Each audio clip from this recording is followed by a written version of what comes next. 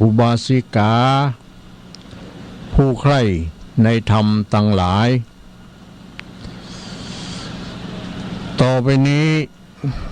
ท่านทั้งหลายก็จะได้สดับรับฟังพระธรรมคำสอนขององค์สมเด็จพระสัมมาสัมพุทธเจ้าซึ่งมาออกอากาศตามวันเวลาวันนี้ก็เป็นหน้าที่ของตุลุงวัดห้างต่ำตำบลป่างิ้วอำเภอเวียงป่าเป้าจังหวัดเชียงรายได้มาดำเนินรายการประทีปธรรมวันพฤหัสบดีวันนี้ก็เป็นวันพฤหัสบดีที่16กุมภาพันธ์พุทธศักราช2566ตรงกับแรม11ค่ำเดือน5เดือน5แฮมแล้วเนาะเดือน5นี่ก็จะไปดับเอาวันจันทร์ที่27กันเนาะเพิ่มบ่ใจวันอาทิตย์กะที่19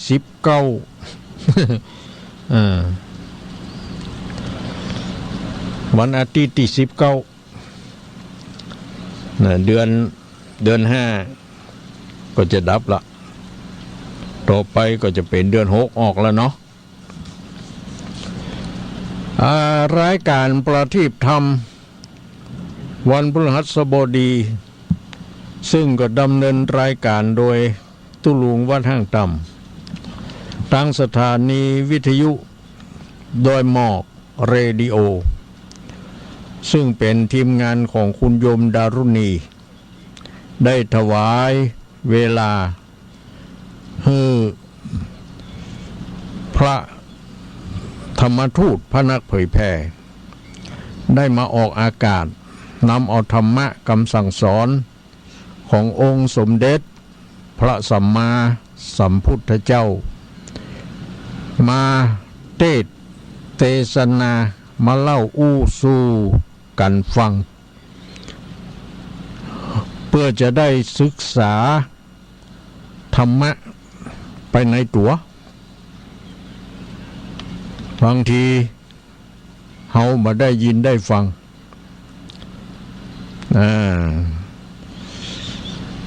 เพราะว่ามีงานเมื่อใดถึงจะได้ยินได้ฟังเมื่ออัน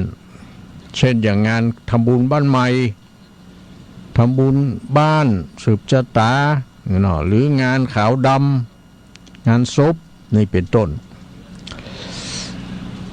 แต่บ่แน่นะบางที่บางแห่งนี่บ่มีเทศนะมีแต่สวดอย่างเดียวอย่างเนี้ยตามธรรมดาเพิ่นต้องมีไหว้พระสมทานศีลฟังพระเทศน์พระสวดอีเนาะ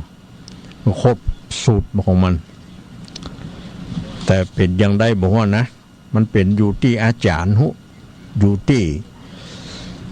เจ้าภาพนะส่วนมากก็อยู่ที่อาจารย์เนาะอาจารย์เป็นผู้นำทานแนะนำให้เพิ่นอย่างนั้นอย่างนี้เนาะเนี่ยบางทีประเพณีก็จะหายไปก็ได้นะได้เอาภาษิตขึ้นต้นในรายการว่าอาปทาสุถาโมเวทิตโพแปลเป็นภาษาไทยก็คือว่ากำลังใจพึงรู้ได้ในคราวที่มีอันตรายนะอันตรายนั่นคืออย่างไร อันตรายก็เป็นสิ่งที่น่ากลัวของสัตว์โลกบอกว่าสัตว์มนุษย์สัตว์เดรัจฉานเนาะ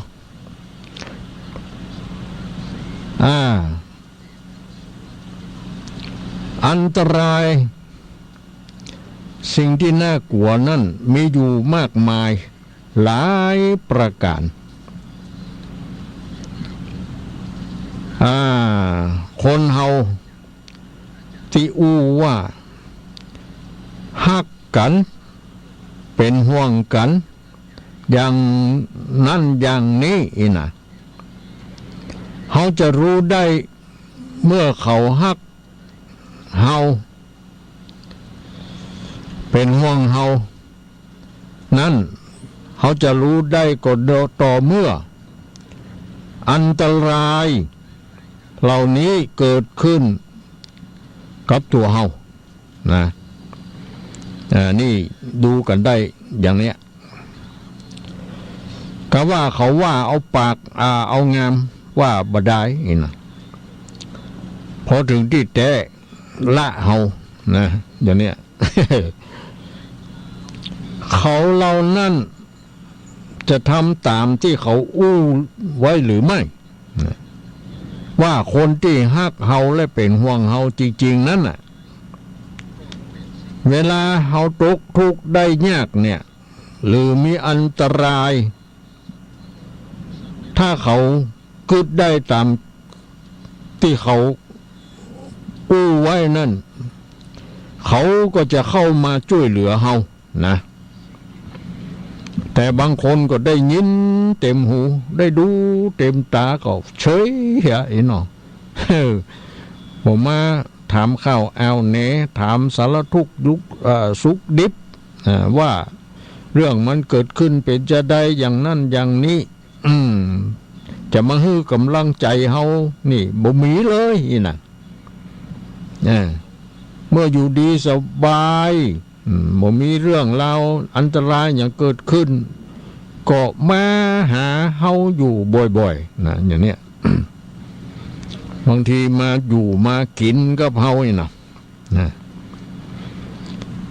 พอเฮามีอันตรายเกิดขึ้น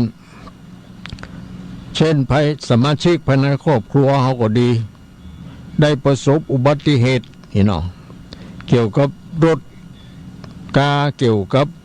เรื่องราวอย่างต่างๆถูกจับถูกยับถูกบับถูกไหมหรือสมาชิกภายในครอบครัว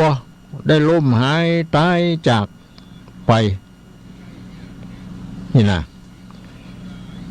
ถ้าหากว่าอันตรายเกิดขึ้นอย่างนี้แล้วเนี่ยพี่น้องข้องป่ายเพื่อนฝูงคนที่รุ่นเกยกันเกยคบขากันมานี่ก็ย่อมจะไปหากันนะย่อมจะไปหากันไปให้กำลังใจไปถามข่าวเอาเนถึงเรื่องราวอันอย่างต่างๆที่มันเกิดขึ้นนั่นว่ามันเป็นจะใดนี่เนาะบางทีก็ช่วยแนะนำพร่ำกล่าวแก้ไขนี่อย่างนี้เขาก็อุ่นใจสบายใจเขาตกอยู่ในอันตรายเปื้อนฝูงเปื้อนเดียวเสียวกันคนลื่นคนเกยกันคนเกยช่วยเหลือซึ่งกันและกันบัลละทิ้งเนาะเฮาเนี่ยอย่างเนี้ยเฮาก็ภูมิใจดีใจนะแต่ตรงกันข้ามถ้าเฮาได้รับอันตรายอย่างต่างๆจะด้วยเหตุการณ์อย่างใดก็แล้วแต่พี่น้องข้องไปก็ดีเพื่อนฝูงมิตรแก้วสหายคำคนที่เคยไปมาหาสู่กันนี่นะบ่มาฮือหันหน้าหันตาเนาะ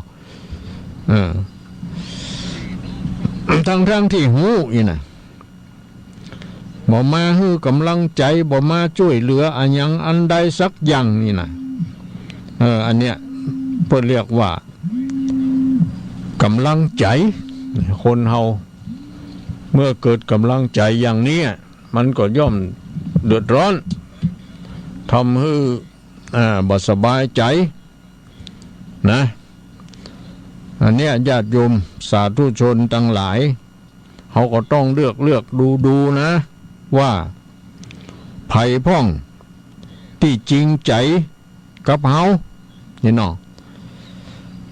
ที่สามารถช่วยเหลือกันได้ในเมื่ออันตรายมันเกิดขึ้นนะอย่างเนี้ยเขาก็จะรู้ได้เมื่อเขาได้รับอันตรายนี่แหละนะเขาจะรู้ได้เลยเมื่อเขาตกอยู่ในความทุกข์ยากลำบากมีไผ่พ่องนี่เนาะมาหามาสู่มาให้กำลังใจหรือมาปลอบใจหรือมาช่วยแก้ไขปัญหาอันยังต่างๆนี่นะนอกจากเป็นพี่น้องกันแล้วก็ยังมีเพื่อนฝูงคนลื่นคนเกยกันมาก่อนมาหามาสู่อย่างนี้เนาะอันนี้เขาถือว่ามันบ่ละทิ้งกันนะในยามวิบัตินะในยามมีอันตรายเกิดขึ้นนี่นะอันนี้ก็ดีนะแต่ก็ยังว่านั่นแหละถ้าเฮามีอันตรายเกิดขึ้นกับเฮาเปื้อนฝูงหายหน้าหายตาไปหมดเนี่ยเหมือนกับว่าเมื่อเฮามั่งมีเนี่ยมี9 ป้า10 ป้าเมื่อเฮาเสื้อปุดหลังขาดหน้าหาหน้าคนเดียวก็บ่มีจะเนี่ยนะ ลำบากเนาะ เนี่ยคนเฮามันลืมบุญคุณกันนะมันเป็นอย่างเนี้ยเนาะมาคบเฮาก็หวังอย่างอื่นนะบ่หวังด้วยความจริงใจอะหวังยืมเงินยืมทองเฮาพ่องหวังเข้าหวังของเฮาพ่องหวังให้เฮาช่วยเหลืออย่างนั้นอย่างนี้พ่องนี่เนาะ นี่คนเฮานี่เพิ่นบอกว่าจะไปลืมบุญคุณคนน่ะจะไปลืมบุญคุณเฮาต้องจำไว้ เหมือนกับลูกเต้าเข้าปั้นนี่ พ่อแม่เลี้ยงเฮาใหญ่มาเขาจะไปลืมบุญคุณตั้นนะที่เป็นพ่อเป็นแม่เฮานี่นะเพิ่นเลี้ยงเฮามาเมื่อน้อยเมื่อใดเมื่อเบานะอย่างเนี้ยคำเดียวขอเวลารับโทรศัพท์อาจจะเป็นสายด่วนก็ได้เนาะ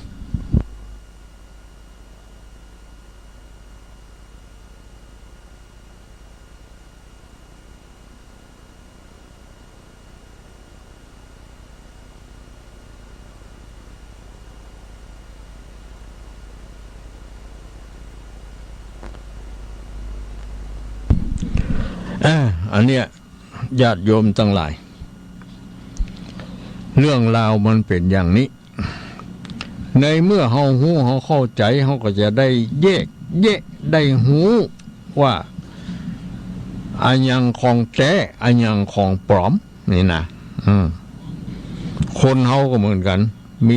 มีคนแท้มีคนบ่แท้ เนาะก็อย่างที่ตุลุงเคยเคยจ่าให้ฟังนั่นแหละเฮาใครฮู้ว่าเมียเฮาก็ดีผัวเฮาก็ดีที่อยู่ในครอบครัวเดียวกันจะฮักเฮาจริงแต่หรือไม่อย่างใดก็ดูเมื่อเฮาเจ็บไข้ได้ป่วยบ่สบายนะเขาพอคอยดูแลเฮาก็นี่นะเขาหายุกหายาหามดหาหมอก็นี่เนาะกะว่าเขาเฉย เนาะบ่ถามข่าวเอาไหนว่าเขาเจ็บเป็นไหนเขาอย่างใดไปโรงพยาบาลบ่จะเอาไปอย่างนั้นอย่างนี้บ่ถามเลยบ่ยังเลยนะนี่แสดงว่ามันบ่ฮักกันแท้นะกะ เนาะเนี่ยอันนี้ธรรมะของพระพุทธเจ้าพุทธก็สอนไว้เนี่ยภาษิตที่ยกขึ้นเบื้องต้นในรายการเนี่ยว่าอาปาทาสุถาโมเวทิตโพเนี่ยแปลเป็นภาษาไทยว่ากำลังใจพึงรู้ได้ในคราวเมื่อเฮามีอันตรายนะอันตรายก็คือเป็นสิ่งที่น่ากลัวของสัตว์โลกมีอยู่มากมายหลายประการคนเฮาที่อู้ว่าฮักเฮาเป็นห่วงเฮาอย่างนั้นอย่างนี้นี่เฮาจะรู้ได้ก็ต่อเมื่อเฮามีอันตรายเกิดขึ้นนี่แหละถ้าเขาเป็นห่วงเฮาแต่เขาฮักเฮาแต่เขาก็จะต้องมาหามาถามเฮานี่เนาะมาช่วยแนะนำพร่ำสอนอันยังต่างๆมาให้กำลังใจนะเอาใจเป็นห่วงเป็นใยถามสารทุกข์สุขดีเขาเนี่ยนะนี่นะเขาจะทำตามที่เขาอู้ไว้หรือไม่นี่ก็ต่อเมื่อเขาประสบกับอันตรายอะไรอย่างต่างๆเหล่านี้นะเวลาเขาได้รับความทุกข์หรือได้รับอันตรายเขาก็จะเข้ามาช่วยเหลือนี่นะเพื่อจะให้ได้พ้นจากความทุกข์และอันตรายนั้นๆแล้วก็มีความปรารถนาให้เขามีความสุขถ้าเมื่อเขาเกิดกำลังใจขึ้นมาเนี่ยแต่ถ้าคนนั้นเนี่ยมันว่าแต่ปากอย่างเดียวจิตใจมันบดตามนี่นะเนี่ยมันบ่ฮักเขาแต่เวลาอยู่ดีมีความสุขก็ว่าฮักเขาเป็นห่วงเขาอย่างอันอย่างอีเวลามีอันตรายเขาตกทุกข์ได้ยากก็บ่พอหน้าพอตาเขา อย่างนี้เนาะโอ้น่าเศร้า คนนี้คบบ่ได้นะเพิ่นว่าอย่างนั้นคบบ่ได้เนี่ยจะคบคนให้ดูหน้าจะซื้อผ้าให้ดูเนื้อเนี่ยมันเป็นอย่างเนี้ยแต่เขาจะไปโทษเขาก็บ่ได้นะมันต้องโทษตัวเฮาเนี่ย เฮาไปทุ่มเทไปอย่างเกินไปนี่เนาะหารู้ไหมว่าเขาแข่งเนี่ยบ่ได้นี่นะในใจเขาแท้มันบ่ลิงมาตั้งเฮาอย่างเนี้ย อันนี้ก็เป็นภาษิตข้อที่1นะกำลังใจพึงรู้ได้ในคราวที่มีอันตรายนะกำลังใจจากคนอื่นนะทีนี้มาข้อที่2แถมว่ายะโสรัทธานามัชชัยยะนี่แปลว่าได้ยศแล้วก็ไม่ควรจะมัวเมาในยศนั้นนี่นะยศได้แก่อะไรอย่างยศก็ได้แก่ความยกย่องนับถือหรือมีเกียรติมีเกียรติหรือเป็นเครื่องกำหนดหมายฐานะหรือชั้นของคนเฮาว่าคนนั้นมีตำแหน่งหน้าที่อันนั้นอย่างนั้นอย่างที่ตุลุงเคยอู้ฟังนะเนาะตำแหน่งหน้าที่นี่มันมีโดยธรรมชาติก็มีมันมีโดยการแต่งตั้งก็มี มันมีด้วยการเลือกตั้งก็มีอ่ะเนาะอย่างที่เป็นธรรมชาตินั้นไผบ่ต้องมาแต่งตั้งฮือเฮาเป็นเนาะเช่นอย่างอันหยังเช่นอย่างไผมีลูกจะเป็นผู้ชายก็ตามแม่หญิงก็ตามที่เฮามีลูกเนี่ยก็ได้ชื่อว่าเฮาก็เป็นพ่อเป็นแม่เขาจะต้องห้องเฮาอีพ่ออีแม่อ่ะไผก็บ่ได้บอกให้มันห้องมันเป็นไปโดยธรรมชาตินะบ่มีไผที่มาแต่งตั้งให้เฮาเป็นบ่มีใบประกาศ เนาะมันเป็นไปโดยอัตโนมัตินี่นะนี่ก็คือยุดในการที่เป็นพ่อเป็นแม่เป็นครูบาอาจารย์เป็นพระสงฆ์องค์ข้าเจ้านี่เนี่ยถ้าอายุหนุ่มน้อยมาบวชเขาก็ว่าเป็นสามเณรถ้าอายุ20 ปลายขึ้นไป20 ปีนี่มาบวชเขาก็เรียกว่าเป็นพระภิกษุหรือเป็นตุเจ้าอย่างเนาะแต่ก็มาแน่เนอะบางคนอายุ30-50มาบวชเป็นเนน เนาะบ่เป๊กเป็นพระวะบวชเป็นเนนเพราะว่าบวชบ่เมินอีหรอขอมันได้นุ่งผ้าเหลืองเหี่ยก็วัน10 วัน เนาะเป็นสามเณรโค้ง สามเณรโค้งสามเณรเท่าอย่างนั้นก็มีอยู่นะแต่ถึงจะได้ก็ตามตำแหน่งหน้าที่มันเป็นสิ่งบ่งบอกถึงฐานะเนาะถึงฐานะมันเป็นความยกย่องของคนอื่นที่กำหนดหมายฐานะหรือเป็นชั้นของคนเฮาเป็นชั้นไปคนเฮาเมื่อตอนแรกเริ่มเนี่ยยังบ่มีอะหยังเลยนี่แต่บางทีพอมาได้รับการแต่งตั้งให้เป็นอย่างตุเจ้านี่ทีแรกก็รักษาการเจ้าอาวาสต่อมาเพื่อก็แต่งตั้งให้เป็นเจ้าอาวาสเนี่ยนะก็ต้องมีหน้าที่เนี่ยอย่างใดก็มีเป็นอย่างมีทั้งอำนาจและก็หน้าที่นะมี2 อย่าง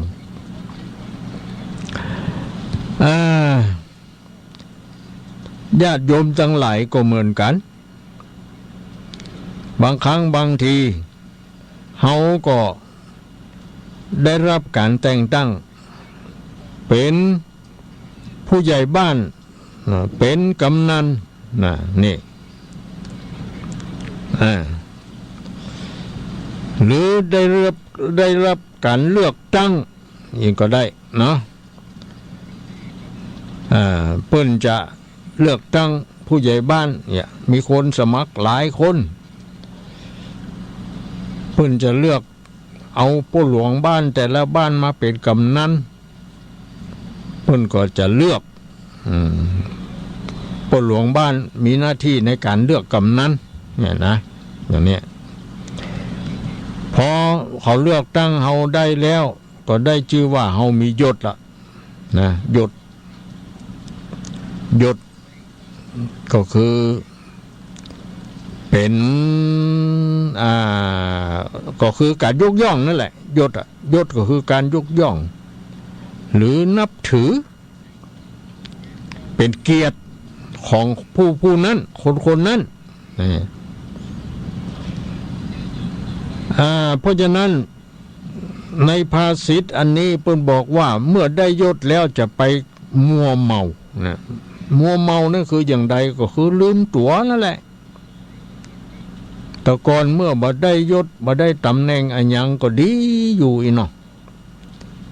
ปากอ่อนจาหวานชอบช่วยเหลือคนนั่นคนนี้มีความยุติธรรมพอได้เป็นไปแล้วลาภสักการะอันยังเข้าครอบงำนี่จิตใจเปลี่ยนไปอย่างนี้นะเมื่อก่อนบ่เคยกดเคยโกงบ่เคยกินเงินกินทองอย่างของไผพอมาได้เป็นมียศมีตำแหน่งเอากอบโกยเอาในทางที่บ่ถูกต้องเบียดบังเงินราชเงินหลวงพ่องของราชของหลวงพ่องอย่างต่างๆเหล่านี้นะอันนี้เรียกว่ามันเป็นการมัวเมาลืมตัวมัวเมาลืมตัวในยศนั้นยศนั่นแหละปาให้มันเป็นไปอย่างนั้นนะเมื่อมันมียศมีตำแหน่งก็ยังบ่เป็นอย่างอีเนาะเนี่ยนะพอได้ยศได้ตำแหน่งมาก็เป็นอย่างอีเป็นอย่างนั้นอย่างนี้เนี่ย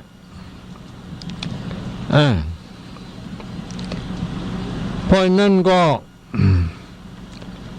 การมัวเมาในยศในชื่อเสียงของตัวเองนั่นจึงเป็นที่รัง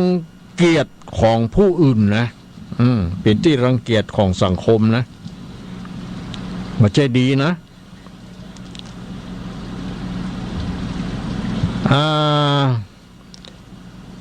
ถ้าหากว่าไปเอายศเอาตำแหน่งของตัวเองไปคุมเหงเต็งเต็กไปหลอกลวงน้องไปใช้อำนาจบาดใหญ่นะใครอย่างนี้ ไปขู่เข็นไปอย่างต่างๆนี่แหละเพิ่นก็บอกว่ามันบ่รักษายศของตัวเองนะบ่รักษายศของตัวเองบ่ได้ปฏิบัติตามทำนองครองธรรมตามจารีตประเพณีนี่ ประพฤตินอกรีดนอกรอยนะมันบางทีก็อยู่บ่ได้บ่เมินนะบางทีก็ถูกฟ้องร้องเป็นคดีกันถูกสอบสวนทวนความถูกเปิ้นปลดออกจากยศออกจากตำแหน่งนะก็มีอยู่อันนั้นแหละได้ชื่อว่าเฮามารักษายศของตัวเฮาตัวเองนะเพราะฉะนั้น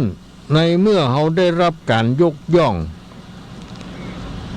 นับถือเขาให้เกียรติเฮาเขาไว้วางใจเฮาเขาเลือกเฮาเข้ามาเพื่อเป็นตัวแทนของเขาเขาหันว่าเฮามีความรู้มีความสามารถพอที่จะช่วยเหลือเขาได้เวลามีปัญหาอย่างต่างๆนี่นะ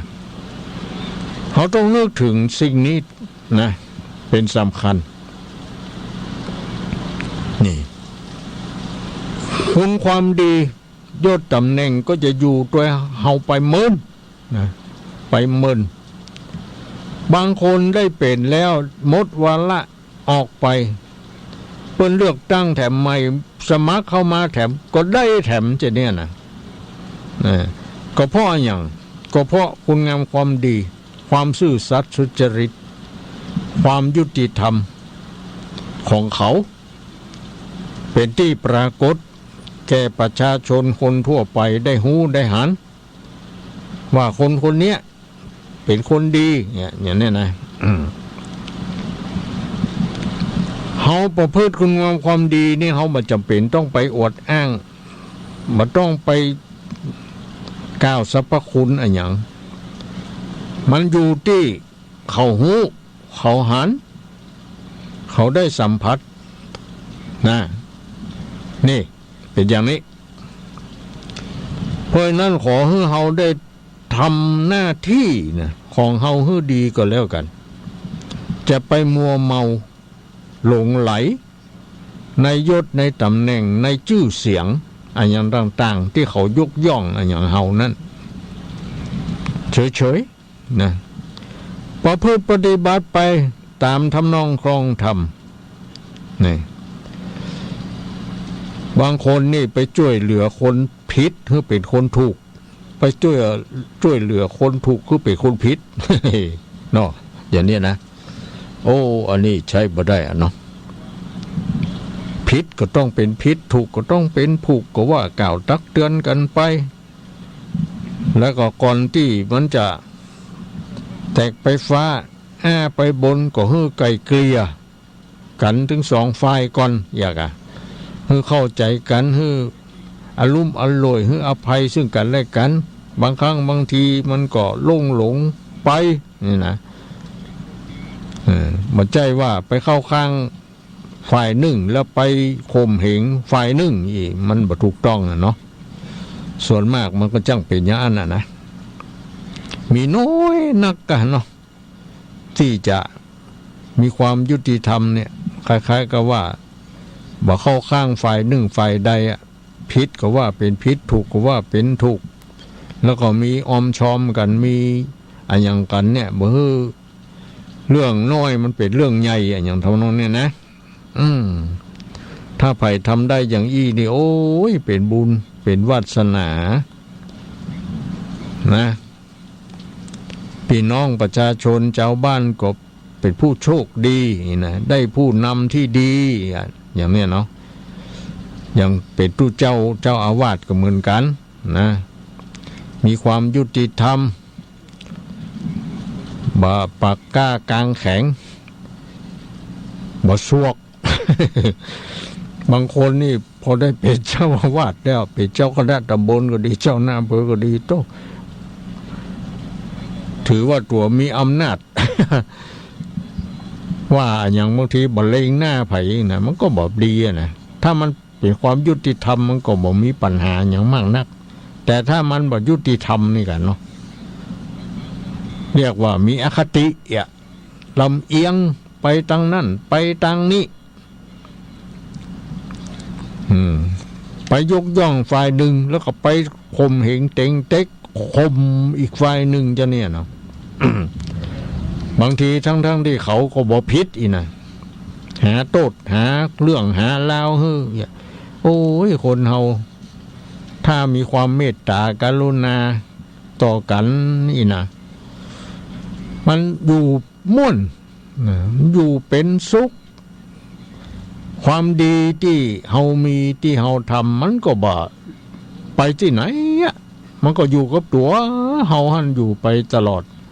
จนตายพุ่นน่ะตายแล้วเขายังเล่าเขายังกึดตึงหาอยู่นะตู้เสียดายนี่น่ะเมื่อมันมีชีวิตอยู่มันดีไปดีบดเนาะ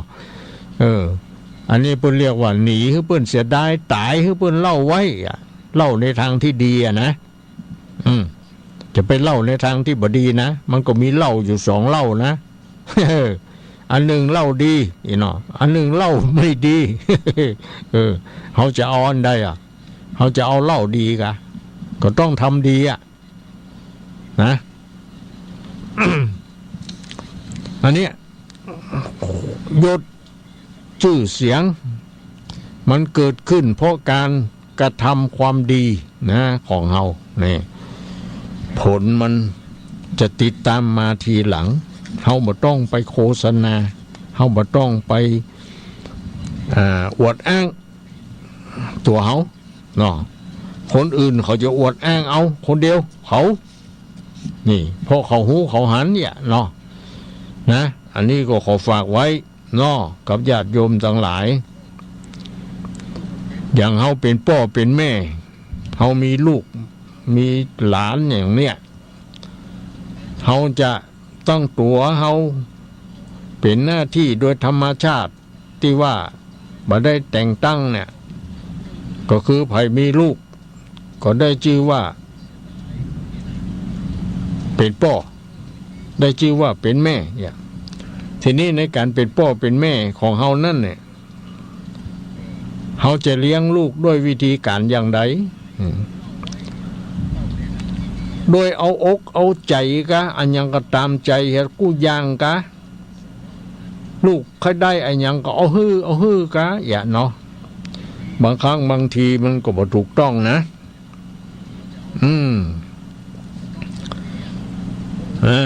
ในเมื่อเขาบ่มีอันยังเขาบ่ได้อันยังเขาก็ยังบ่เป็นอันยังพอดีมันได้ของได้นี่มาที่เขาเอาฮื้อเขาตามใจนั่นน่ะ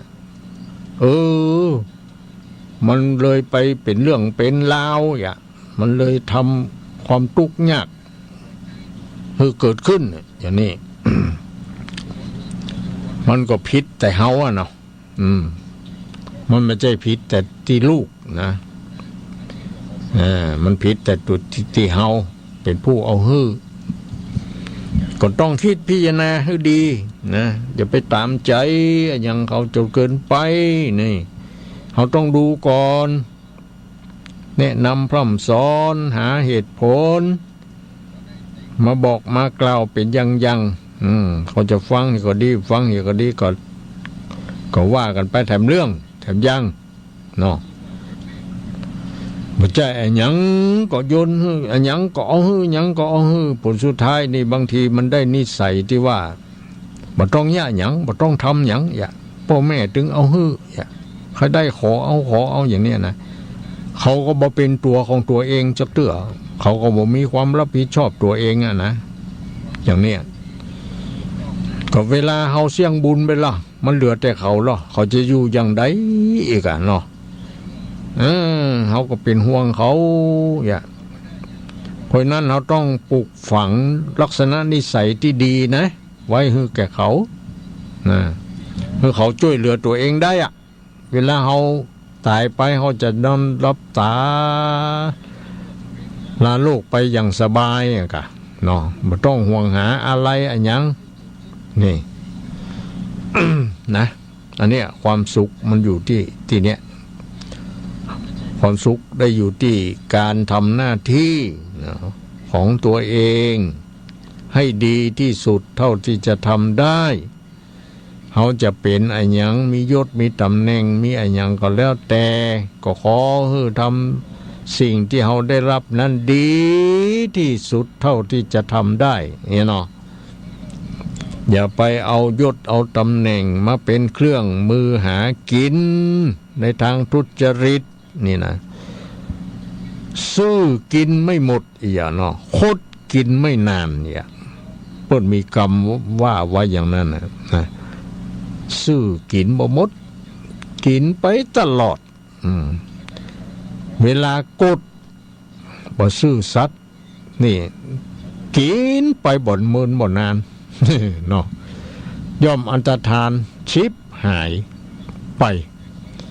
นี่บางทีก็มีเรื่องมีราวอย่างมันน่าจะเกิดขึ้นมันก็เกิดขึ้นอย่างนี้นะนี่เขาจะว่าเป็นบาปเป็นกรรมก็ว่าได้ก็บ่มีไปทำเมื่อเขาเป็นผู้สร้างเองเนาะเขาเป็นคนทำเองอย่างนี้อันนี้เป็นคตินะคติสอนใจหมู่เฮาทั้งหลายได้ยินได้ฟังเอาไว้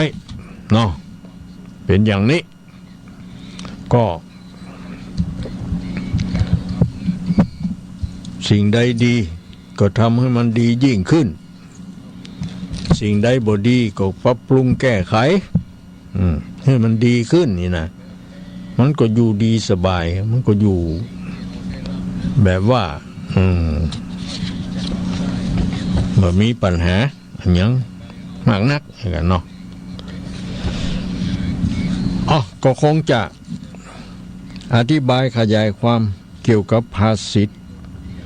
ที่ว่านี่คือแก่ท่านสองอย่างเนี่ยปทาสุถาโมถาโนถาโมเวทิตโพเนี่ยแปลว่ากำลังใจพึงรู้ได้ในคราวที่เรามีอันตรายนะกำลังใจจากผู้อื่นนะดังที่บรรยายมานั้นข้อที่สองยะโสรัทธานะมัชชัยยะ แปลว่าได้ยศแล้วก็ไม่ควรจะมัวเมานะ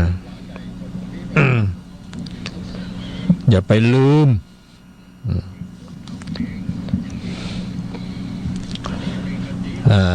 ที่เคยอู้ได้ขี่จ้างจะไปลืมดินเนี่ย ก็คืออย่าไปหลงมัวเมาในสิ่งต่างๆเหล่านั้นจนเกินไปใจอะหยังเนี่ยอะหยังนี่ต้องใจสติใช้ปัญญาคิดพิจารณาให้ดีให้ท่องแท้มันย่อมมีเหตุผลของมันอยู่ในตัวทั้งดีและไม่ดีนะเราต้องรู้จักแยกแยะออกนะต้องคิด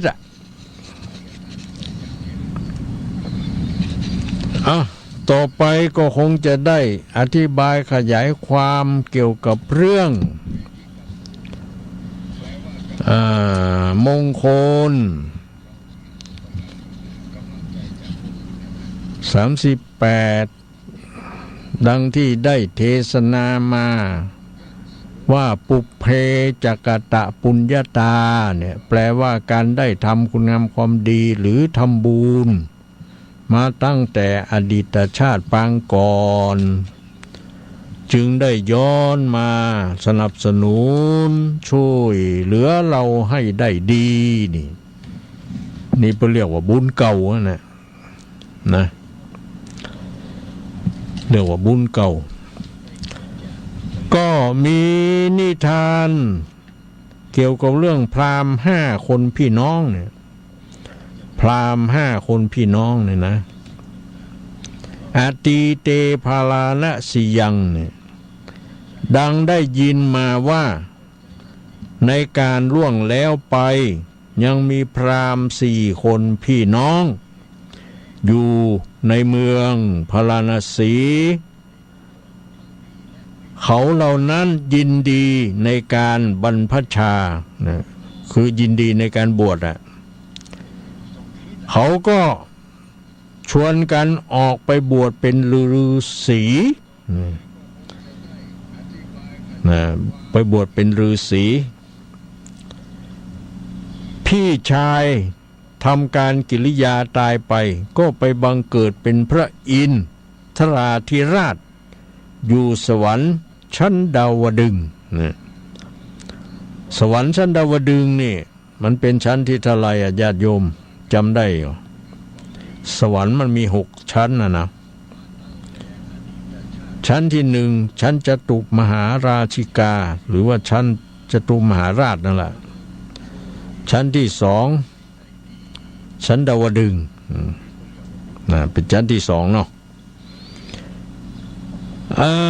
ไปบังเกิดเป็นพระอินทราธิราชอยู่สวรรค์ชั้นดาวดึงส์นะพี่ชายคนโตเนี่ยนะ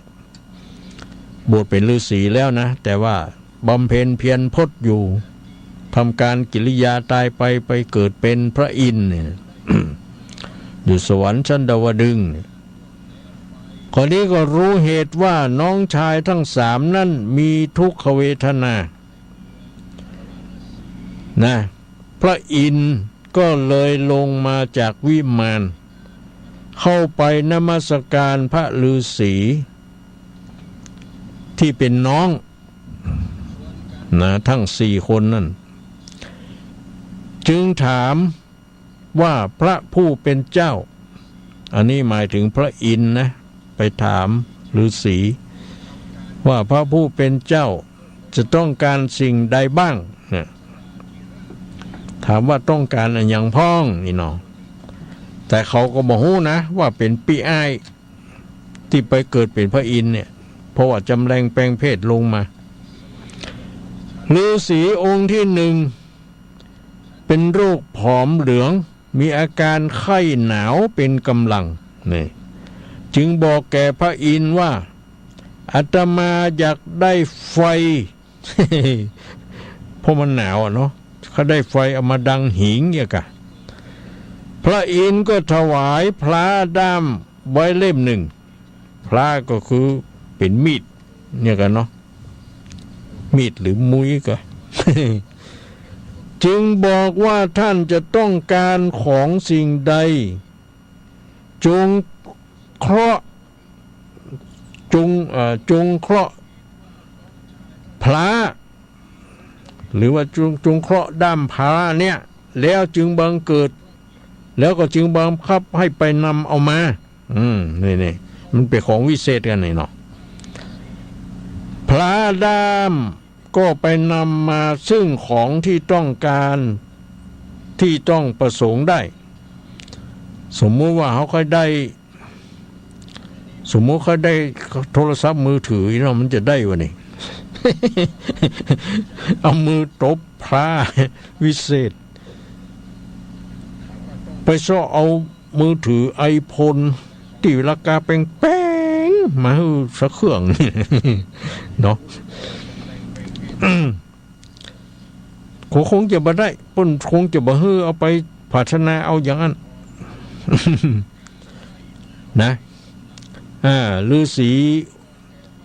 องค์ที่หนึ่งเป็นไข้หนาวสั่นอยากได้กองไฟอยากได้ไฟมาผิงเนี่ยพระอินทร์ก็เอาพระให้บอกว่าต้องการอะไรยังก็ฮื้อเอามือมาตบพระนี่แล้วก็บอกฮื้อพระแล้วไปนำเอามาทีนี้ฤาษีองค์ที่สองนั้นจ้างมันมาเบียดเบียนที่อยู่อาศัยเวลานั่งภาวนาบำเพ็ญเพียรอย่างอยู่บ่มีความสุขเลยนี่เนาะก็จึงบอกว่าอาตมาเนี่ยจ้างมันมาย่ำยีบ่มีความสบายจ้างป่าเนาะพระอินทร์ก็ถวายกลองให้ใบหนึ่งนะพระอินทร์ถวายกลองให้ใบหนึ่งของตีเนี่ยกะที่หุ้มหนังเนี่ยเนาะ ของวิเศษ จึงสั่งว่าหน้ากลองข้างนี้ตีแล้วข้าศึกศัตรูจะหนีไปหรอกถ้ามาตีหน้ากลองข้างนี้ตีให้มีโยธาแวดล้อมไว้โดนี่ถ้ามีกองใบนี่สบายเนาะไผ่มาฮบมาปุ่งมาชิงเอาบ้านเมืองเอาอย่างเขาออกกองมาตีกันเนาะทีนี้ฤาษีองค์ที่สามนั่นน่ะก็มีอาพาธความเจ็บปวดไข้เบียดเบียนนี่มีความหิวความอยากเป็นกำลังจึงบอกแก่พระอินทร์ว่าอาตมามีประโยชน์มีอาตมาอยากได้อย่างอยากได้น้ำทริน้ำอย่างเนี้ยนะพระอินทร์ก็ถวายหม้อใบหนึ่งหม้อทริเนี่ยนะจึงสั่งว่าถ้าต้องการน้ำทริแล้วเนี่ยจงคว่ำหม้อลงน้ำที่ก็จะไหลออกมาให้สำเร็จแก่พระผู้เป็นเจ้าตามความปรารถนานี่พระอินทราธิราชถวายของแก่พระฤาษีทั้งสี่แล้วก็กลับไปวิมานของตนนี่ตะโตปัฏฐาญะตั้งแรกแต่นั้นมาพระด้ามก็ก่อไฟให้ฤาษีกลองก็ขับไล่ช้างที่มาเบียดเบียนให้หนีไปหม้อน้ำทริก็ไหลออกมาให้พระฤาษีบริโภคดื่มกินได้สำเร็จตามความปรารถนาทุกประการนี่นะอันนี้เรียกว่าคนมีบุญ กระตำตะบะอันยังแก่กล้าปรารถนาอันยังก็จะได้สมตามความปรารถนานั่นเนาะพระอินทร์ก็มาช่วยคนดีนะเปิ้นบ่ได้มาช่วยคนหาย ฤาษีได้ทำดีประพฤติพจน์รักษาศีลบำเพ็ญเพียรบำเพ็ญพจน์จนแก่กล้ามีความปรารถนาอย่างนั้นอย่างนี้อยากได้อันนั้นนี่พระอินทร์ก็ประทานพรให้นะนี่ เพราะฉะนั้นนี่เราทำคุณงามความดีอย่างก็เพื่อปรารถนาไปไว้ในใจท่าน ดีบดีบางทีก็เขาจะได้สมความปรารถนาเนาะ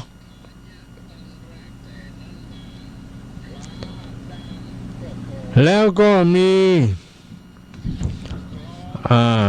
เอาไว้แค่นี้ก่อนก็ได้นะก็คติอันนี้ก็สอนให้เฮาฮู้ว่าถ้าเฮา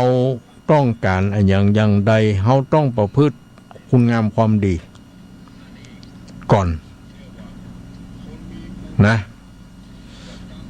แล้วความปรารถนาของเฮานั่นก็จะได้มาด้วยความดีนะที่เฮาได้กระทำบำเพ็ญเนาะ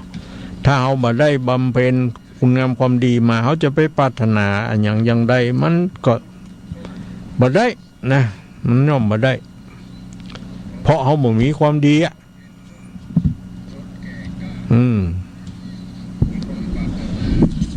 เนี่ยเพิ่นเรียกว่ามนุษย์เฮานี่นะเฮาเนี่ยอย่างใดก็ดีคนบ่ฮู้บ่หันเทบุตรเทวดาหันเนี่ยพระอินทร์หัน เนาะเฮาทำดีก็ทำบ่ดีนะเนาะสิ่งศักดิ์สิทธิ์ทั้งหลายมีอยู่จริงเฮาทำดี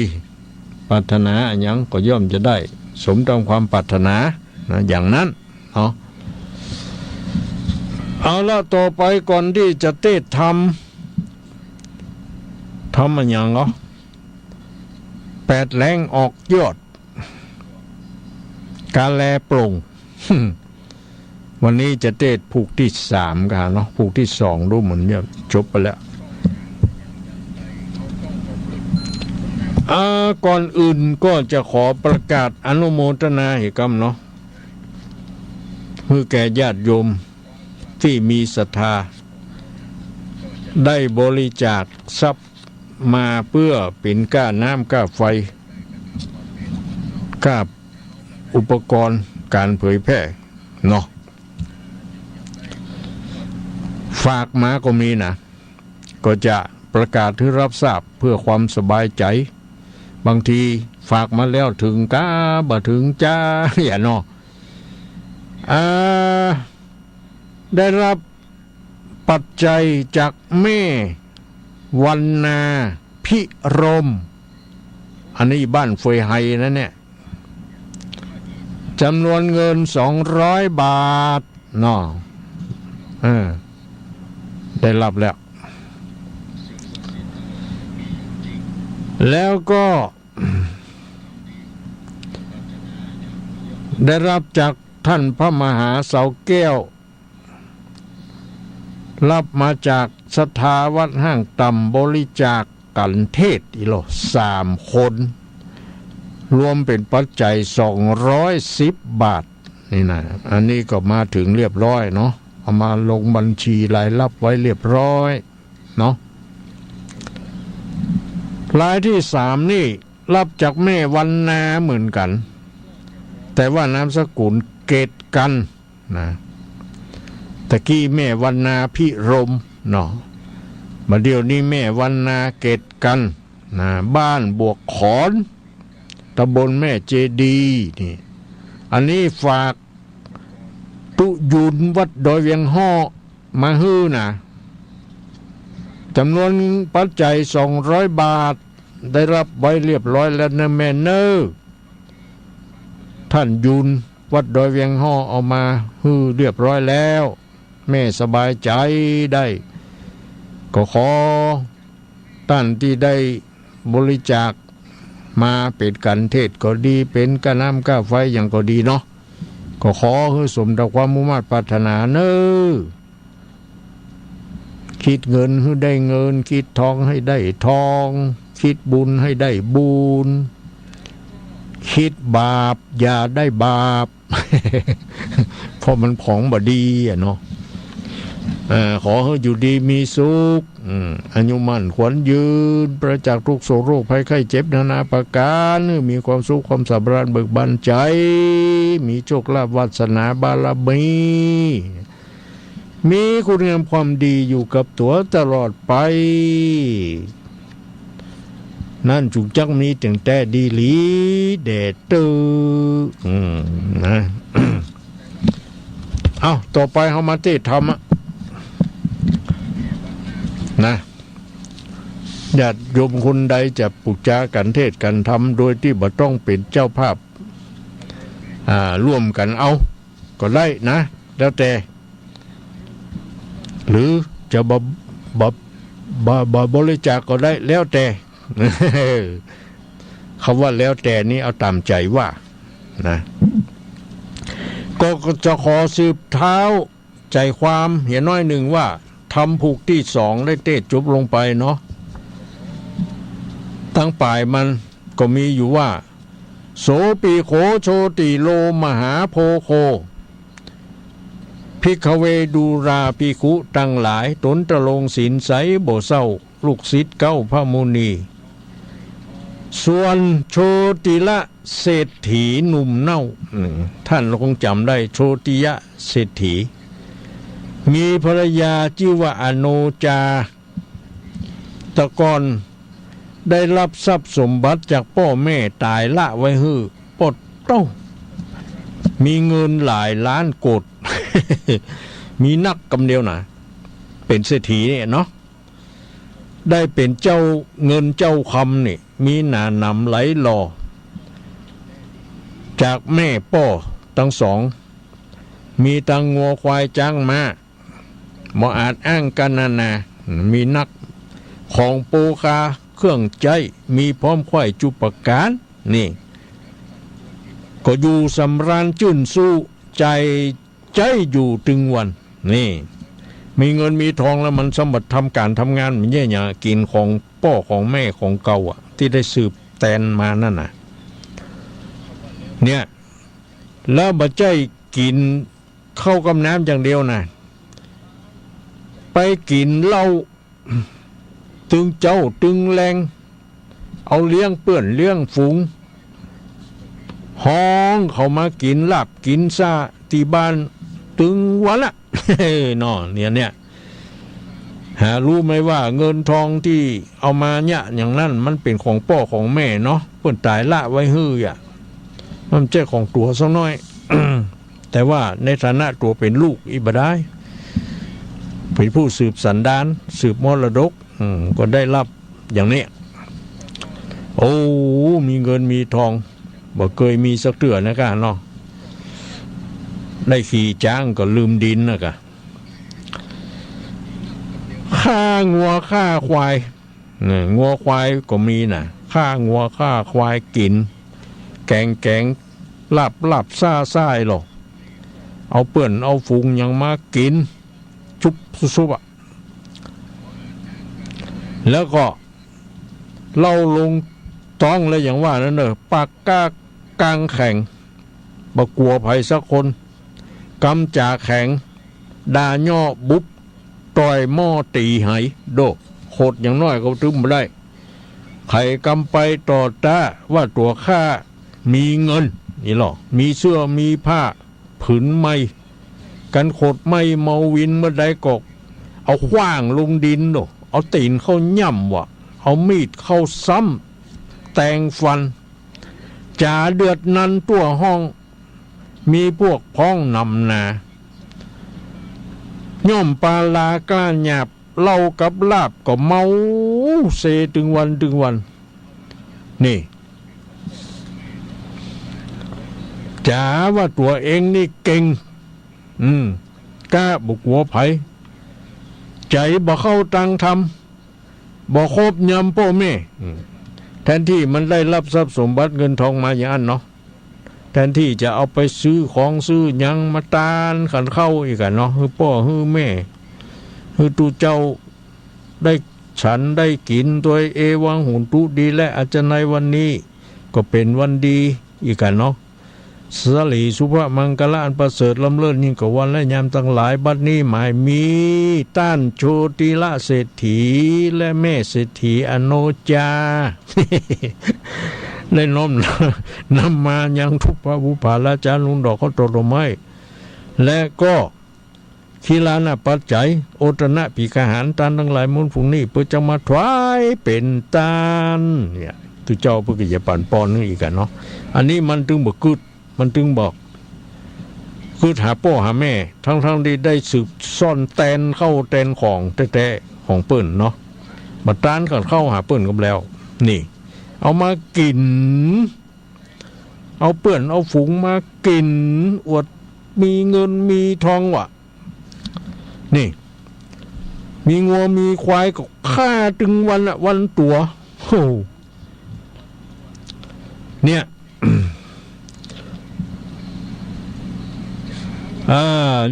มันมีใจปลาลากล้าหยาบเล่ากับลาบเมาเซจ่ามั่งเตหิดเก่าใจบ่เข้าตังทำบ่ครบยำพ่อแม่บ่กึดแพรหากูลบ่กึดหนุนไปหน้าบ่กึดก้าและบ่กึดขายไอ้อย่างสักอย่างอ่ะเต้าอยู่บ่ได้ปางเป่ากินเหล้าถึงวันบ่กึดหันตังกว้างบ่กึดสร้างตังยาวนี่ตังเส้นขาวละไว้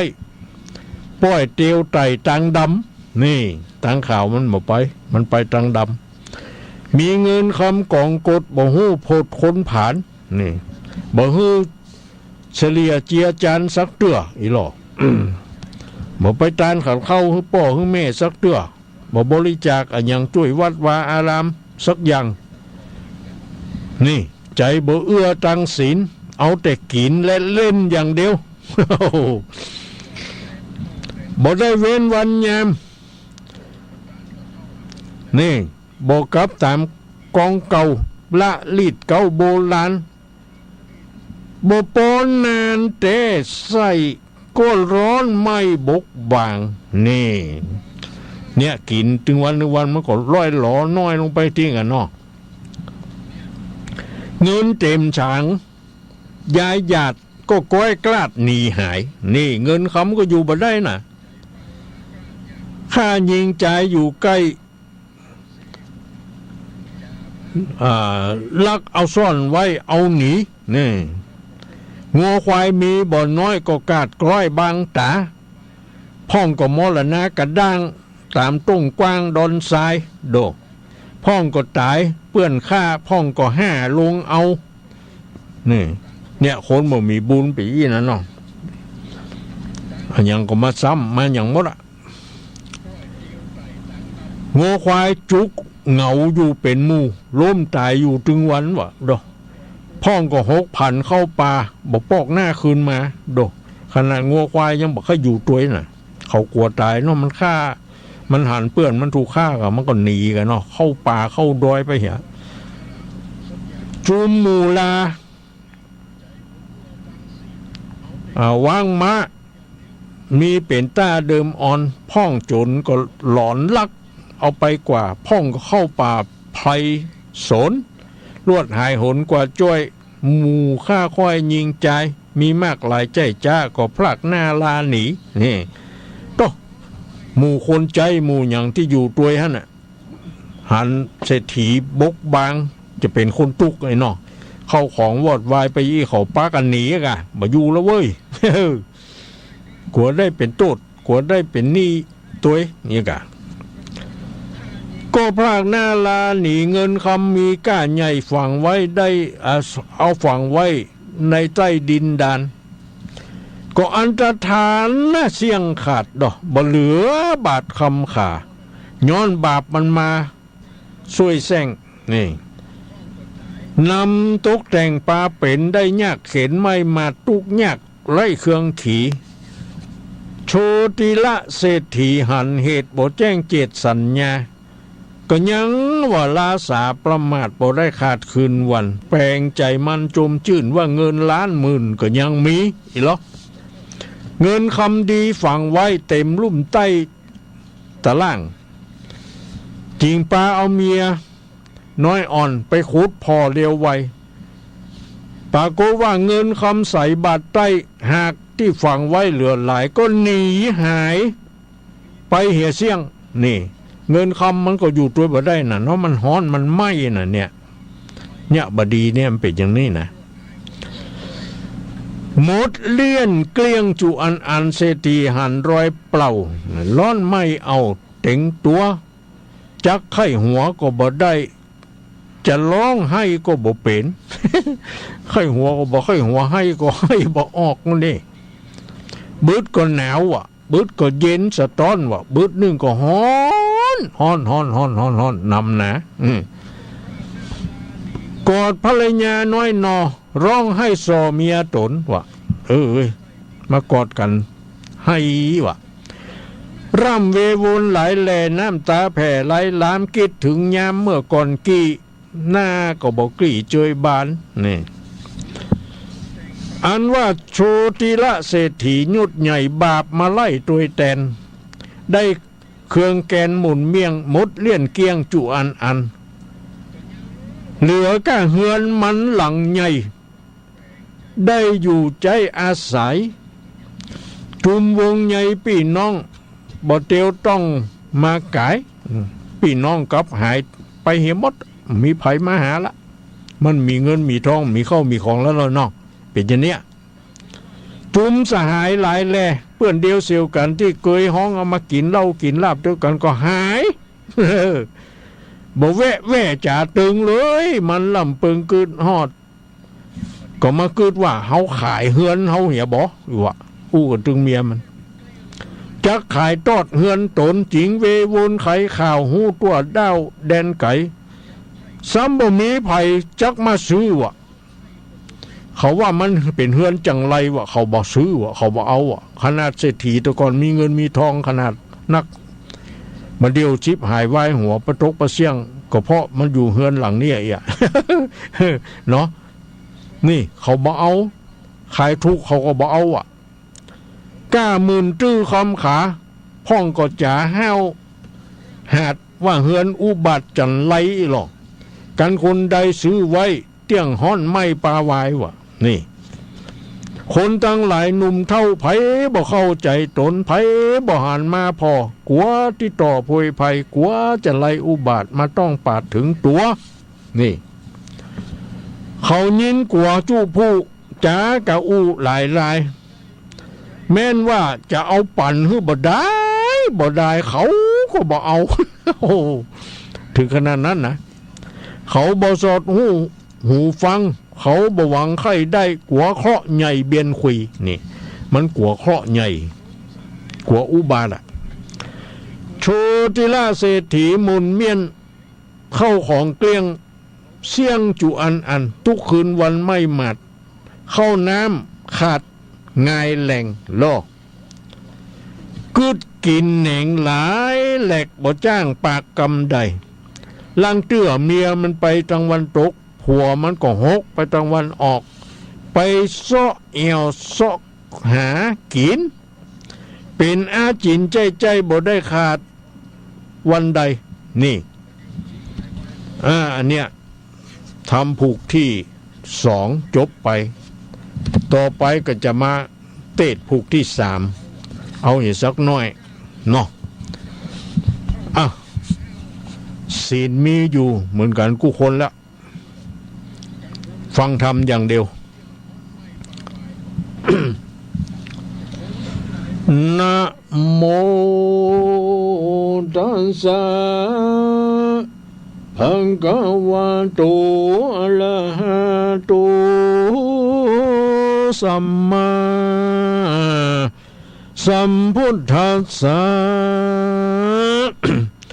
ตถาคัสสะโปสัมมาสัมพุทโธโลเกอุปปันโนอโหสิติสาธโวดูราสปุริสาตั้งหลายตั้งยิงใจมวลหมู่อันนั่งอยู่น้ำหนาตตาในกาลนั้นเล่าพระพุทธเจ้าตนชื่อกัสสปะเกิดมาเป็นพระโพธิโลกฮือปนโศกเว้นภัยเสด็จไปจ้าใจรอดเมืองใหญ่ปาลานะสีเจ้าปุรีมวลหมู่จมชื่นอยู่เจยบานสร้างวิหารกว้างใหญ่ที่จิมใกล้ปาราตกแต่งดาพร้อมแล้วถวายแก่ตนแก้วสัพพัญญูคนไปจูหลายแลตั้งหูแผ่ฟังธรรมพ้องก็ประจำอยู่เฝ้าพ้องก็ปอกเตาเฮือนตนจุมหมู่คนอ่านหมื่นเขาจมชื่นเตตานพี่ขาหารใส่บาทโบนใดขาดวันใดกันตาวันใสบายใจ ก็ยุ่งย้ายพันตั้งยิงใจมวลหมู่เข้าไปสู่อารามแปลงใจงามผ่องเพวรับสินแล้วเจียงจีฟังพระมุนียอดซอยไข่เก่าถ้อยเตสนายกมือสาน้อมไว้สาทุกไว้เนืองนั้นก็มีหันแลเห็นนาสาอโนจาส่วนว่าอโนจาโนเนาเสถีเก่าตกพรานเอี่ยวขอทานสอสอดจริงไปรอดศาลาริมกาตั้งไตคนน้อยใหญ่เตียวกายก็หันใจเท่าแก่เข้ามาแว่ศาลาถือบุพาดอกไม้ดาแต่งไว้ดูงามนางก็ทำตันต่อว่าคาแด่ป้อสายใจจากไปในหิวหอจริงมาจอดจอมกันคอไข่ปันละบอกกล่าวให้รู้ข่าวตามรายส่วนว่าใจผู้เฒ่าก็บอกเล่าตามมีว่าจักเอาขอดวงดีดอกไม้ไปน้อมไว้ปูจายังพระพุทธาผ่อนเพวรับสินแล้วฟังธรรมดังได้กระทำมาตามบ่ขาดบ่หือกลาดไกลกลานางอนุจาฟังแล้วใจผ่องเพวเจยบานจริงจาวันตันต่อว่าขาดแด่ป้อสายใจการว่าต้านไปถึงรอดยังเจ้ายอดสัพพัญญูขอถามดูปัญหาฮือคาว่าวิบากกล้าสั่งจา ข้านี่นะเมื่อก่อนย่อมบ่หอนขอตานเงินคำคันหลายแหล่จ้างมาแพร่เหลือลายตั้งงัวควายดำเผือกตั้งเข้าเปลือกคาหลายเหียบัดนี้เสียวอดเสียงมดเลี่ยนเกลียงจู้ประการลวดเป็นคนตุกผ่านไม่หมัดไม่ตุกยากไล่น้ำหนากามมาสั่งจ้ามาตองใครรู้ส่องหันสายขอ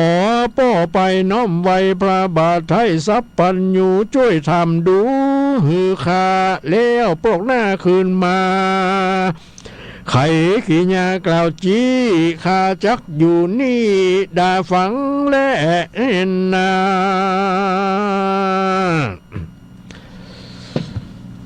ต่างเสตราจายสระผู้เท่าฟังกำเล่าอโนจา ยินนะคุณนามีมากจริงออกปากว่าดีๆแล้วรีบหนีกระพลากออกไปจากศาลารีบไกลกระไต่เต้ากันรอดเจ้าสัพพัญญูก็ทำดูวิบากแห่งนางหากปันกามพระจอมมาทำหูแล้วก็ไขขาอุบเกี่ยวเตสนาว่าดูราอุปาสกะเฮยผู้เท่าบ่ใจวิบากเก่าปังหลังมาป้าปังตอบต้อนบ่ใจกำจัดก่อนตัวตานหากเป็นกรรมมันจัดนี้หากจักจี้ป่าวายสองหญิงใจนั้นโสดใจร้ายโหดเสมอกันบ่เกิดพันแผ่กว้างบ่ก็สร้างทางบุญบ่ฮู้กุลพ่อแม่กุลเท่าแก่ตานายกุลวัวควายจ้างมากุลเจ้าฟ้าราชากุลเทวดาช่วยกำกุลดินน้ำลมไฟกุลปัจจัยตั้งสี่บ่แจงงาที่ตั้งไว้ด่าพระภายเจ้าค่ำมาเตียวตึบย่ำมาเฮือนแหงจากำแข่งหยาบจ้าร้องเอินด่าหมูมาเรียกห้ามาลากดอยกำมาปากถอยนาน้ำเมียบ่ยำยังผัวขิ้นผัวก็บ่ผัวก็มาบินหลังตามมายังกองทำเก่าเกลือบ่ไฟเอื้อยำเยงยังเมียแป้งร่วมห้องจะโจมฟ้องเนืองนั้นส่วนผัวมันนั้นเล่ากินแต่เล่าง่ายแรงบุบตีแตงลาบซายังเสื้อผ้าสากุยบุบน้ำบวยน้ำหม้อตีต่อยป้อให้โอเนี่ยปลาโลบ่อนน้อยเอาปากต่อยหม้อแกงหานกอกแดงเลียลาดเอาตีนแน่ตกไกลเข้าของใดตกเรียบ่ซอเสียมางมหาส่วนนางนั้นนาก็ใบบอดบ่หูรอดกองดีเข้าของมีเรียราดบ่หูกวาดปัดปัวเสื้อผ้าผัวนุ่งใจเอาสุนใส่ของเมียหนีและเสียของเก่าเจนปู่เท่าจะสอนถึงเมื่อนอนยามค่ำบ่หูพร่ำมาตีนหัวตามใจตัวปิกงาวายเตียนย่อมไรน้ำนาตั้งสองขาเขาเขตเป็นผัวเพศเมียพรายเพศกันหลายนักแก่บ่เว้นแว่คืนวันบ่กึดล้ำมากิจการผัวใจหันใบบอดเมียบ่มียอดขันตีหาสลีบ่ได้ย่อมห้อนไม่ปาวายมีคำไหลล้านกูดย่อมไรหดเข็นใจบ่อยากจะเล่นนา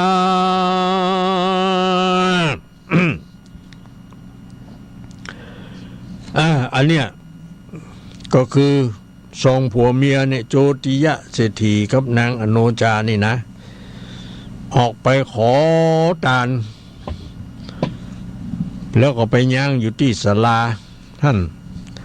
มีคนตั้งหลายเตียวไปมาที่หั่นก็เข้าไปย่างจดอยู่ในศาลาไปถามข่าวอ้าวแหนว่าจะไปที่ไหนอย่างใดมาอยู่กันที่ศาลานี่แล้วก็หมู่ที่เข้าไปพักยังอยู่ในหั่นเนี่ยเขามีดอกมีดอกมีอะไรอย่างเนี่ย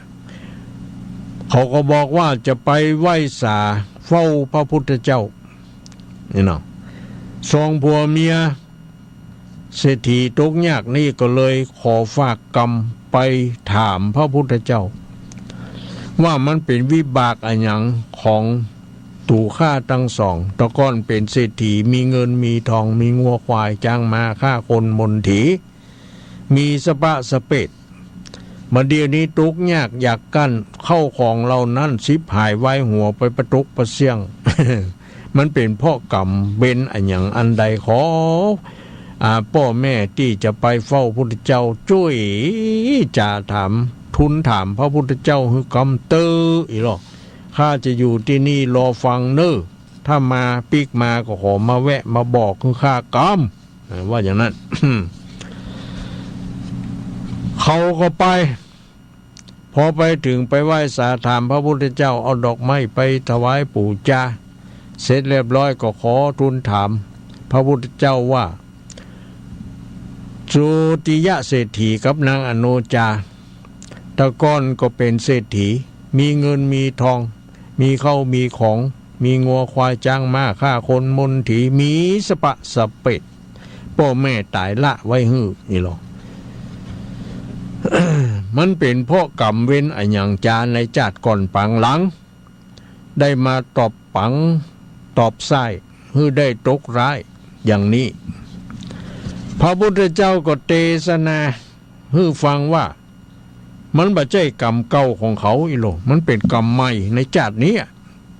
ที่เขาได้สืบแทนเข้าของเงินทองจากพ่อจากแม่มาแทนที่จะคุ้มข้างรักษาเอาไปต่อยอดเอาไปกล้าไปขายเอาไปลงทุนลงหอนเนี่ยอย่างใดบ่เป็นอย่างอันมันเอามากินมาจ่ายเอามาซื้อเหล้ากินถึงวัน เนาะงัวควายที่มีก็ฆ่ากินบ่ใช่กินคนเดียวสองคนผัวเมียยังเอาเจ้าบ้านเจ้าจองคนอื่นคนไกลมา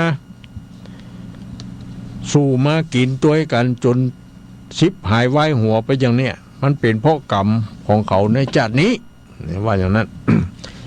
มันมายุบมานับมาแยงผู้เฒ่าผู้แก่พ่อแม่ตานายนี่หรอมันได้รับเข้าของเงินทองจากพ่อแม่มาก็บัทบุญทำทานอุทิศส่วนบุญกุศลไปให้แก่พ่อแก่แม่ของเขาที่ได้สืบซ่อนทรัพย์สมบัติมานี่อันเนี้ยนะญาติโยมทั้งหลายฟังไว้นะจะจริงเท็จแค่ไหนอย่างใด ว่าอย่างนั้นก็เลยมาเป็นคนล้มละลายอะค่ะใครๆเนี่ยเนาะแล้วก็ผัวก็มานับถือเมียเมียก็มานับถือหัวถือผัว เนี่ยเป็นว่ามีคำเต้าหัวก็เสี่ยงก็ซ้ำอย่างเนาะมานับถือกันอย่างเนี้ยบุบหม้อบุบไหหรอพิษเถียงกันตึงวันอย่างเนี้ยเข้าของเงินทองก็อยู่ตัวบ่ได้มันฮ้อนไหมนะอย่างเนี้ย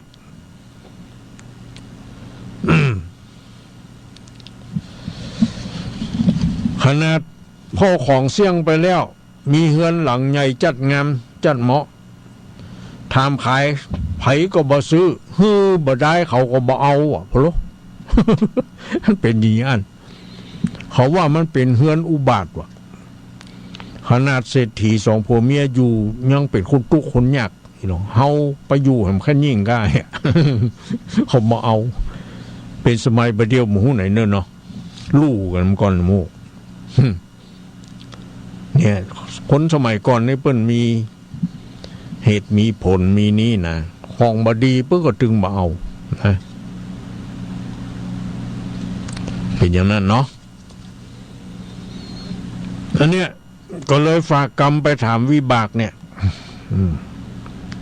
เขาก็รับอาสาไปถามฮือพระพุทธเจ้าก็เทศนาให้ฟังอย่างเนี้ยมีอย่างก็เสี่ยงก็ซ้ำไปอย่างเนี้ย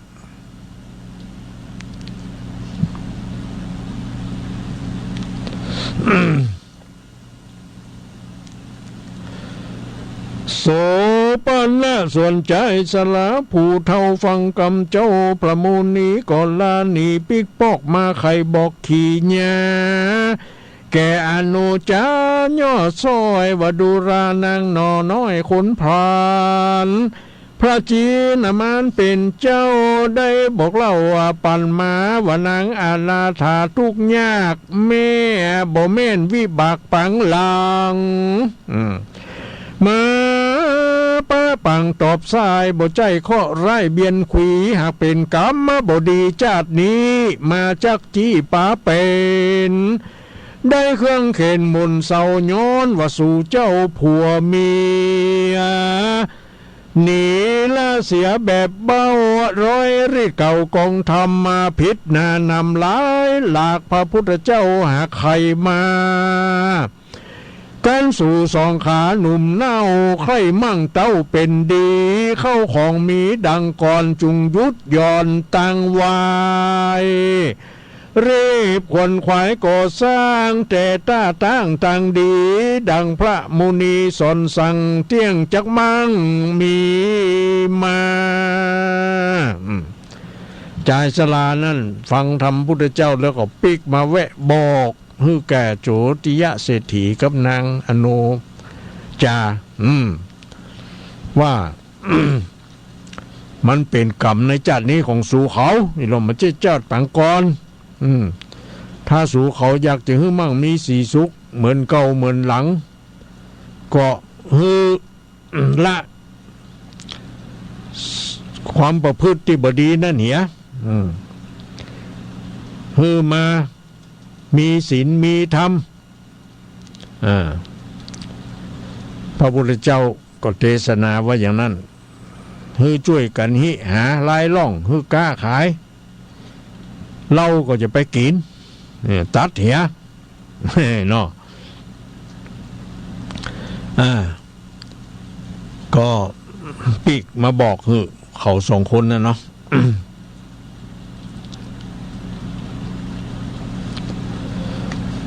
ถึงไหนล่ะ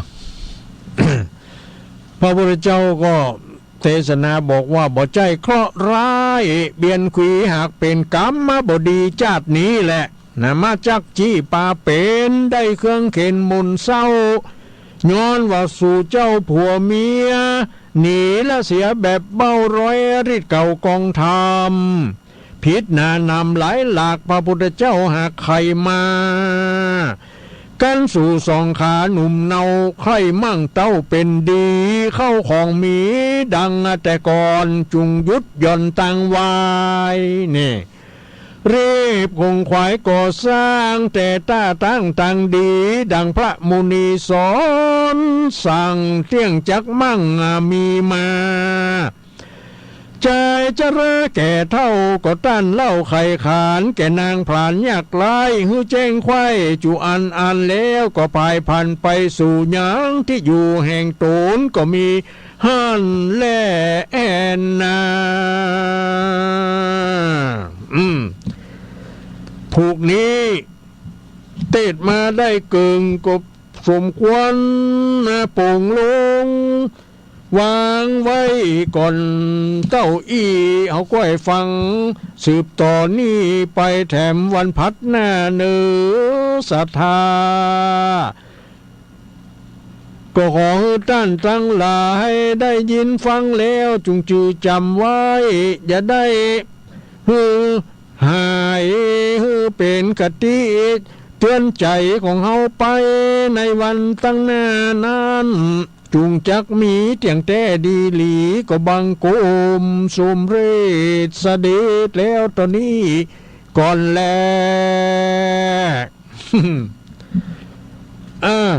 ยังมาจบดีเขาก้อยฟังกันต่อไปในวันพัดหน้าก็จำไว้ดีๆเรื่องราวมันมาถึงอย่างที่ไหนเนาะตอนนี้ก็มาถึงที่สองเศรษฐีผัวเมียทุกข์ยากเป็นอนาถาเที่ยวเสาะขอทานขอกินพอดีก็มีเจ้าบ้านเจ้าจองจะไปเฝ้าพุทธเจ้าไปยั่งอยู่ที่ศาลาที่สองผัวเมียยั่งอยู่นั่นถามหู้ความกันแล้วสองผัวเมียก็เลยขอฝากกรรมไปถามพระพุทธเจ้าว่ามันเป็นกรรมเว้นอะไรอย่างพุทธเจ้าก็เทศนาฟังบ่ใช่กรรมเก่าจัดแล้วปางหลัง เป็นกรรมจัดนี้ ถ้า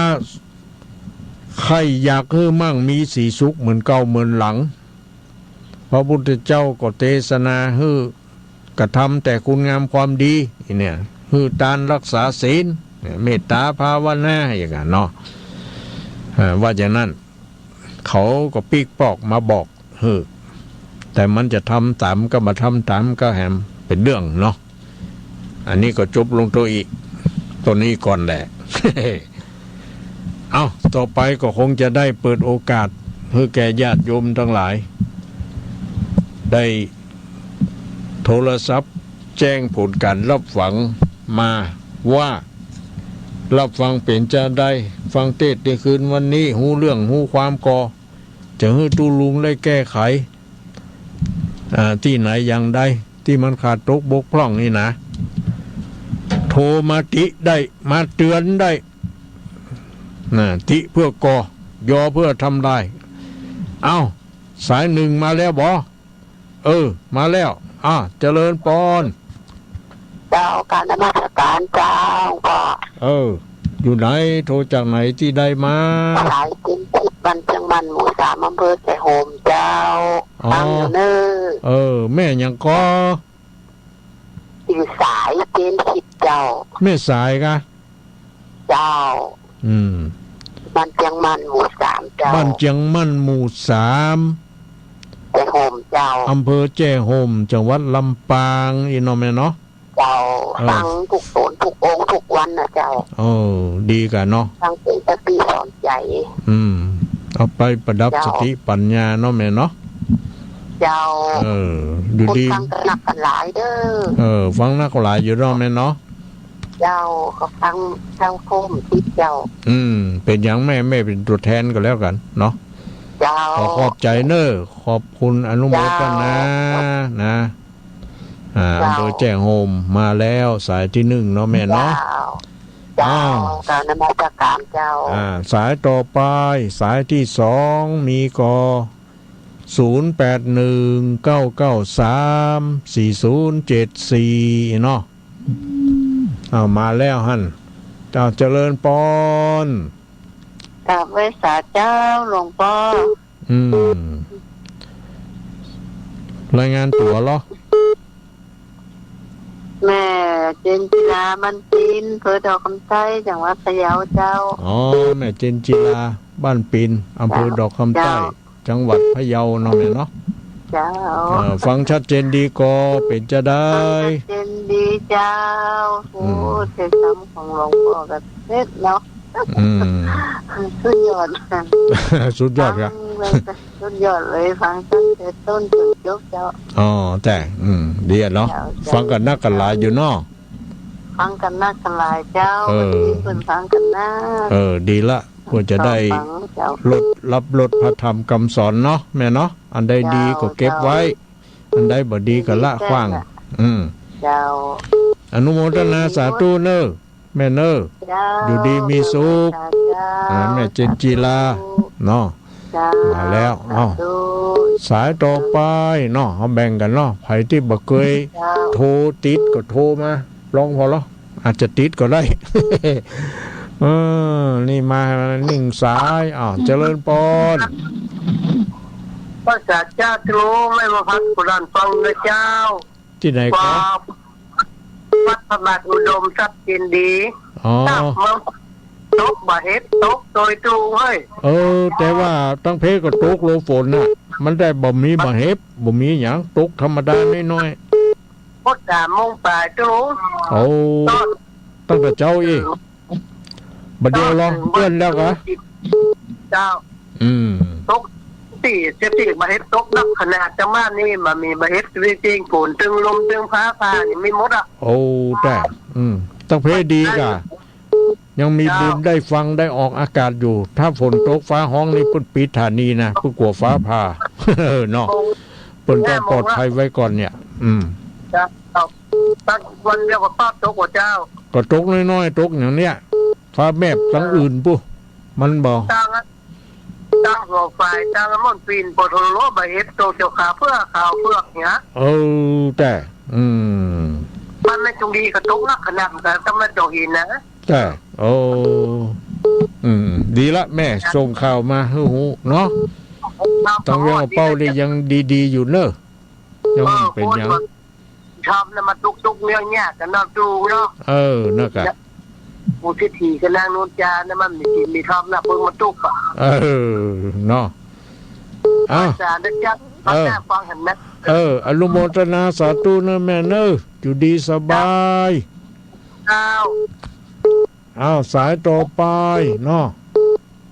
มีก็สายต่อไปมีมาละ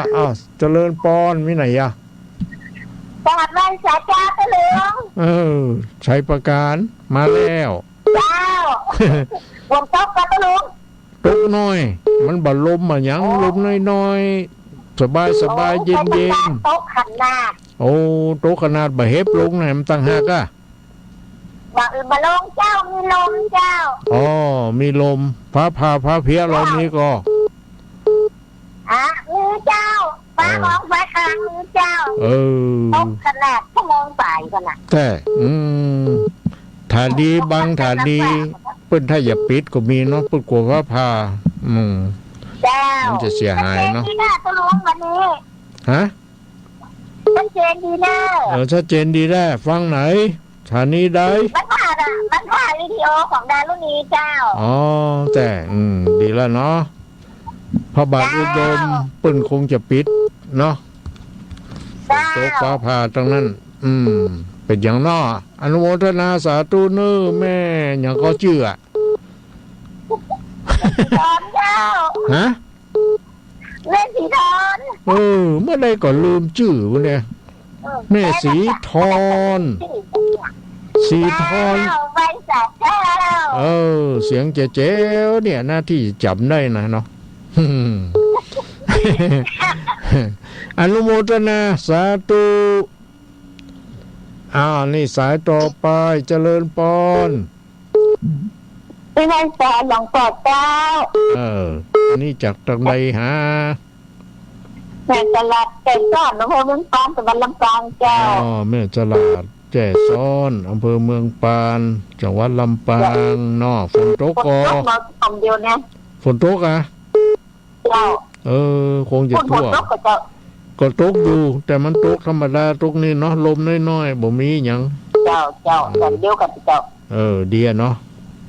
เจ้าตั้งเมืองฝั่งตะปุ่นตกนักว่าบ่เฮ็บลงก็มีบอกนั่นน่ะนี่มันจะเย็นเนาะเย็นดีกะแม่เนาะเจ้าก็ดีอนุโมทนาสาธุแม่ฉลาดอยู่ดีสบายสาธุเจ้าอนุโมทนาสาธุสายต่อไปมีก็เจริญพรภาษาจารย์ตะลงคาเครียดแม่อินมาแล้วเสมงเสียงกุ้งทำน้อยเดียวแต่ทำน้อยเดียววันไหนมันเดินเนี่ยเต้ทำมันย้ายมันเต้สักเอาค่ะน้อยเดียวนี่บัดรบมาเกึ่งแฮมกึ่งแล้วก็แปะไว้กึ่งแฮมกึ่งเอาไว้ชัดแล้วก็แปะไว้กึ่งเนาะอากะมันเวลามันน้อยได้ห้องตู้ลุงแปะเลยก็ว่านเลยเหรอว่านวันไหนได้ฟังเต็มพูกดอกไอ้อุ้มเงินกันตู้อุ้มเงินมันก็แบ่งกันกะฟังตามว่านมันแล้วใจแล้วตีตาเดียวเนาะอันกะฟังได้ทั้งสองอย่างเนาะตลอดนะเจ้าเจริญพรไม่อินอยู่ดีมีสุขจับเสมงวันหน้ามีบุญวาสนาคงจะได้ไปเอี่ยวตั้งเสมงพ่องมาได้กันเนาะเจริญพรมีหลายตีนนี่มาได้อยู่มี2 ตีนมาได้นะตัวมาแต่เนอะมีหลายล้อนี่มาได้อยู่100-200นี่ไปได้เนาะเจริญพรจ้าทุก เอาได้แถมสองสายนะสองสายเอามานี่หนึ่งสายเอาเจริญปอนไปสาเจ้าบ้านต่างตะบุญทุกอย่างอำเภอดอกคำใต้จังหวัดพะเยานะเจ้าแม่แก่นทองเจ้าเขียนชัดเจนดีนะเจ้าชัดเจนดีนะแม่แสงทองเจ้าชัดเจนดีอยู่ดีมีสุขถามกับเข้าใจดีเศรษฐีเข้าใจดีเนาะดีแล้วเจริญปอนเนออยู่ดีสบายเจ้ากำลังใจในเจ้าหนึ่งอนุโมทนาสาธุเจ้าไว้สาเจ้าได้อีกหนึ่งสายหรือสองสายนี่เนาะสุดท้ายนะเวลามันน้อยเนาะใกล้จะหมดเวลาแล้วนี่นะคนใหม่ยังมามีแต่คนเก่าฮะ ก็ว่าโทรบตันมานี่หนึ่งสายหมอหูใหม่เก่าเนอะเจริญปอนครับนมัสการฮะกับนมัสการครับพยาจากไหนนี่วัดจันทร์ให้กระตุ้งไม่ครับจากไหนวัดจันทร์นี่ครับบ้านไหนวัดจันทร์นี่ครับบ้านห้างตำวัดจันทร์วัดจันทร์วัดประจัน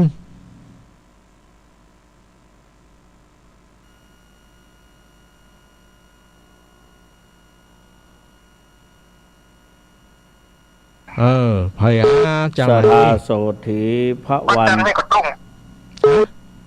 ไม่ครับจากไหนวัดจันทร์นี่ครับบ้านไหนวัดจันทร์นี่ครับบ้านห้างตวัดจันทร์วัดจันทร์วัดประจัน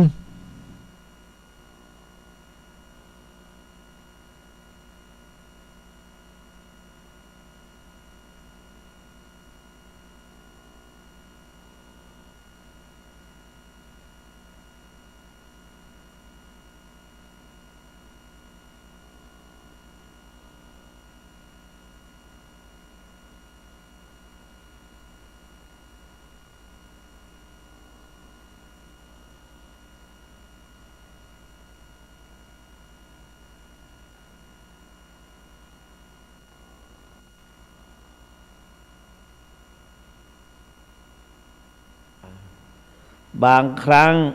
ท่านเจ้าคุณก็หายไปแล้วเมื่อวานนี้ที่หายไปนั้นมันมีหลานจะบวชหลานชายจบมาจากประเทศทางยุโรปนั่นแหละเป็นแพ